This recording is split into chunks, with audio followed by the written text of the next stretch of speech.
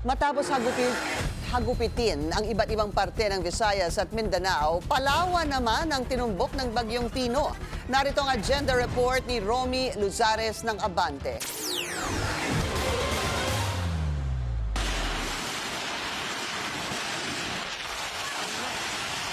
Malakas na hangin at ulan ang naramdaman sa Palawan bago manalasa at hanggang sa maglandfall si Bagyong Tino kagabi. Kaninang umaga, bumanat pa ito ng malakas na ulan at umuugong na hangin bago tuluyang iniwan ang lalawigan.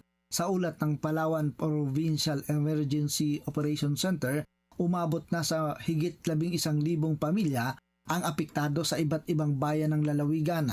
Sa kabuuan, higit 34,000 na individual ang kasalukuyang nasa evacuation centers sa mga bayan ng Araceli, Busuanga, Dinapacan, Roxas, Magsaysay, Dumaran, Taytay, Coron, Culyon, Cuyo, El Nido at Cagayan Silio. Sa Puerto Princesa, higit 3,000 pamilya ang apektado ng bagyo. Naitala rin ang pagkawala ng supply ng kuryente sa Araceli, El Nido at Agutaya, habang apektado na rin ang Cagayan Silio, Corona, Magsaysay at Quezon.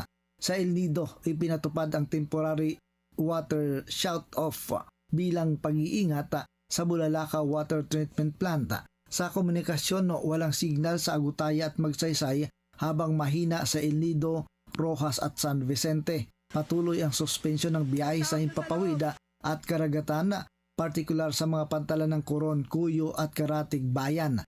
Umabot sa 250 pasahero ang stranded sa mga paliparan ng Coron at San Vicente. Suspendido pa rin ang klase sa lahat ng antasa sa 16 na bayan kabilang ang Northern Minlan, Calamianis, Cuyo, Cagayan Silio, Nara, Quezon at Sofronio Española. May work suspension din sa Agutaya, Araceli, Busuanga, Cagayan Silio, Culyon, Nara, Magsaysay, Quezon at Taytay. 3 hanging bridge ang sinira ni Tino, isa sa Puerto Princesa, isa sa Roxas at isa sa El Nido. Mga nabuwal na puno ang tumambad sa mga residente ng lahat ng munisipyo sa Palawan na dinaanan ni Tino at may mga highway na hindi nadaanan dahil sa mataas na baha. Hapon na nang tuluyang tumigil ang magdamagang ulan. Nagsimula na rin agad ang clearing operations ng mga LGU. Sa ngayon, wala pang naitatalang casualty.